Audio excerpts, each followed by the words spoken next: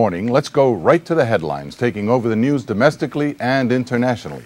Several of the stories include the latest on the union battle in Wisconsin, Turkey, and how President Obama and the U.S. Armed Forces are handling the situation in Libya.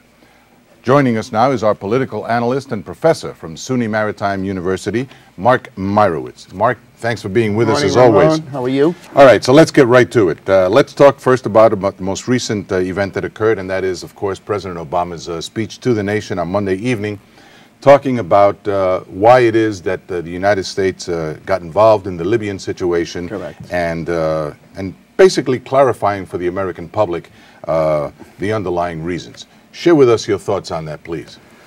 Well, President Obama enunciated, I guess, the Obama doctrine and explaining why it is, as you said, Ramon, that we got involved in Libya. He has really two parts to it. The first part is that the United States cannot stand by when people are being massacred, when the people are being suppressed. We're the friend for humanitarian reasons. We are the friend of the oppressed. That's absolutely perfect.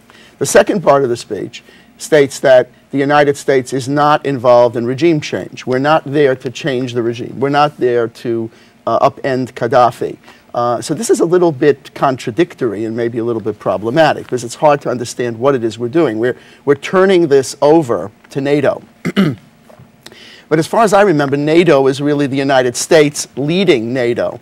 So it's really hard to understand how we implement the policy. Furthermore, what in fact is the end game here? I think that the president's point is, and the leadership in our country saying, we don't want another Iraq, we don't want another Afghanistan, we don't want to be sending ground troops. But what is the strategy? Well, what is the strategy in Libya and also in the Middle East? Well, it seems to me that one of the points the president made very, very clearly was that the United States would not once again go down the road, as they did in Iraq, of changing a regime by putting boots on the ground and using that kind of military force. Conversely, to your point, it seems that the end game may well be simply, if you will, the democratization of Libya, at least to allow those people who have now rebelled against the tyrannical government that's been there for over 4 decades we want to change. And we want this to be different. Well, the problem is that I think one of the generals in our military testified in Congress, and he used the term that he found a flicker of al-Qaeda inside the rebel movement. I don't really know what that means, but that really is very worrisome. If the rebel movement is influenced by al-Qaeda and Hezbollah, then what we might end up with is again another Afghanistan scenario, which was, if you remember, the United States supported the rebels, then the rebels turned around and ended up becoming the adversaries of the United States, led by the Taliban. We could end up with the same situation in Libya. That is the concern. The idea of supporting democracy is a very, very good idea. And of course, America is the bulwark of democracy. We have a constitution, a founding fathers who put together an amazing society of diversity and freedom of the press, freedom of speech, all these great things.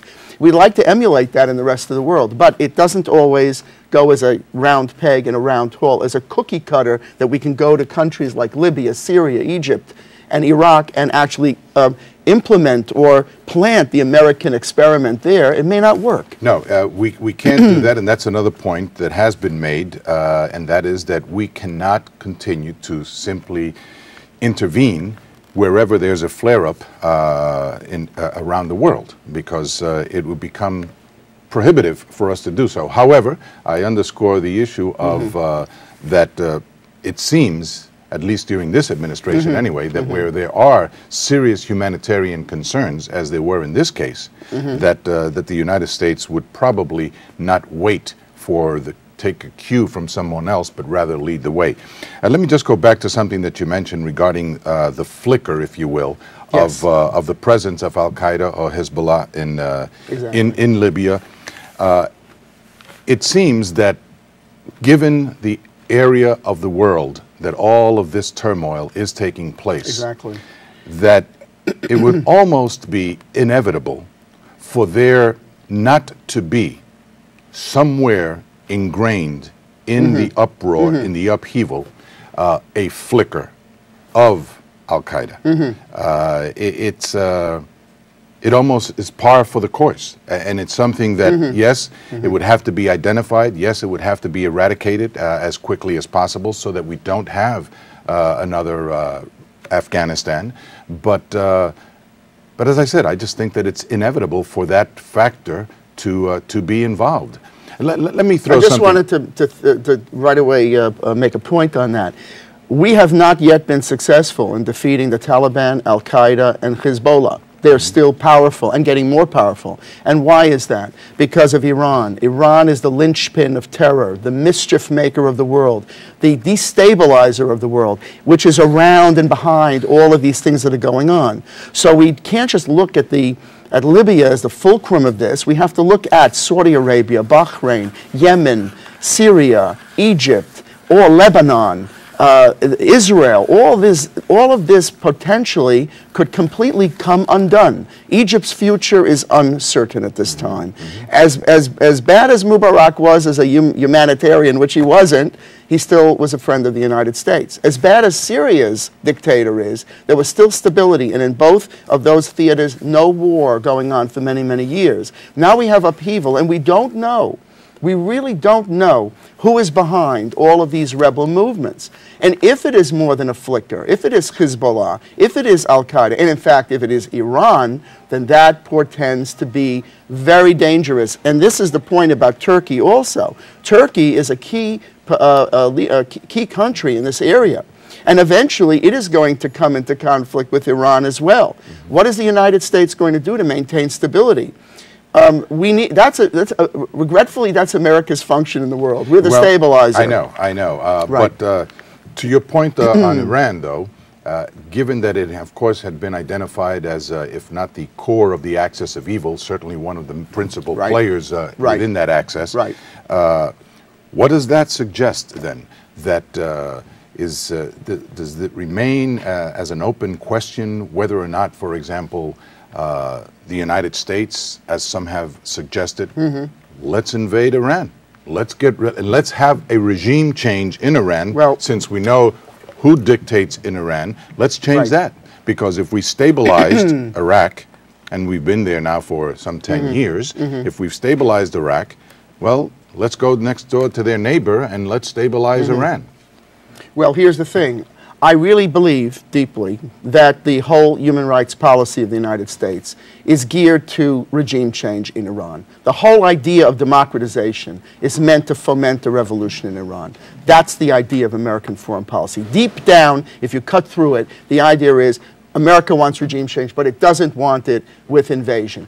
And the problem with invasion of Iran, Iran is a much more formidable power than Iraq was. Iraq and Iran fought a war and had for also millions of casualties. Iran also has nuclear sites. There's a lot of complexity in that. So I don't think that's a possibility, although Iran is at the present time wanting to go nuclear. What happens if it actually goes nuclear? We just saw in Japan, I'm not talking about Iran, of course, wants to use offensive weapons, but even if it's using peaceful nuclear, we saw exactly what happened in Japan when a nuclear country has a disaster, and now it's a world disaster. It's a tragedy for the world, and a lot of it has to do not just with the tsunami and the earthquake, but the fact that these nuclear plants are melting down. So there's a lot of problems in this world.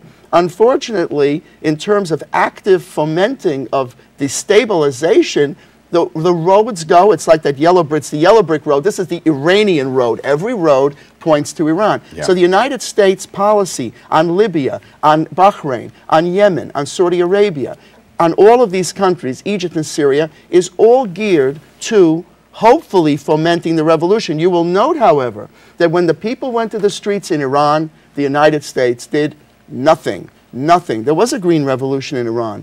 And President Obama didn't say a word. That was an opportunity to speak up and say, the United States is there for you. But it was too complex at the time. And regretfully, we didn't do it. It's almost, in some of those cases, a no-win situation for the administration. You know? Well, at some point, it will come to a head, And then I fear that it will be Israel that will be delegated to do this task, although it's a very, very difficult task because the nuclear facilities are spread out. This is not like the situation in 1982 where Israel took out the Osirak reactor in Iraq. And the point's been made over and over again, what if Iraq had nuclear weapons taken out? What if Libya had nuclear weapons? If you remember, Libya gave up its nuclear program in exchange. So now we've got Iran. It's really going nuclear. We have to do something about it. We do, and I'm certain that the proper steps will be taken to do so. I hope so.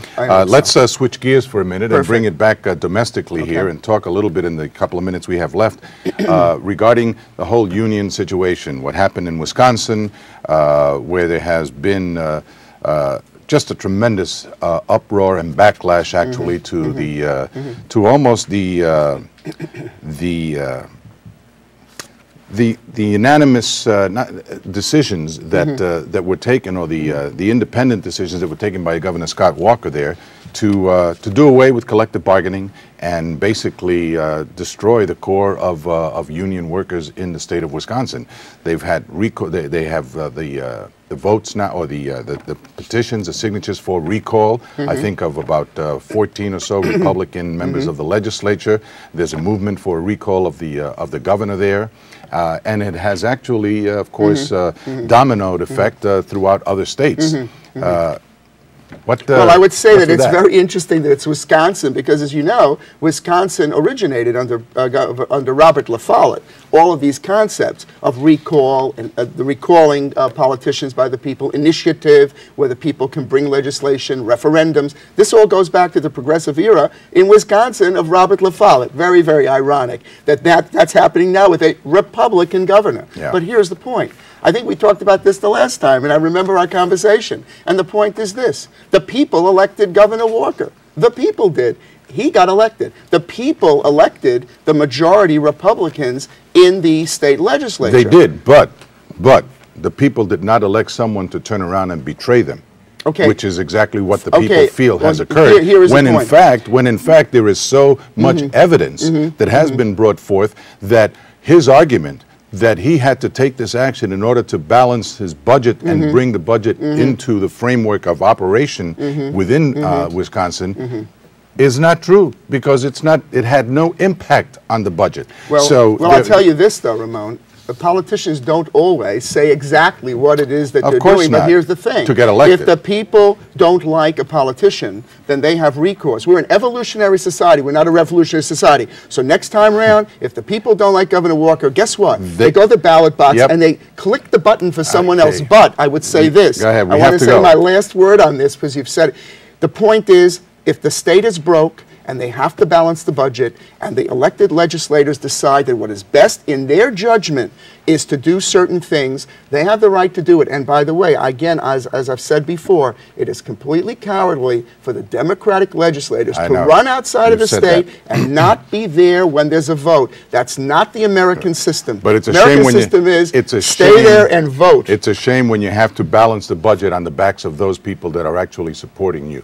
Yes, anyway, and I agree with you, but the state was broke, and I respectfully say to you that it's not so simple. Thank you, Mark. I appreciate it, as always. And I do respect your point. I always appreciate you being here and the lively discussions that we have. Thank you.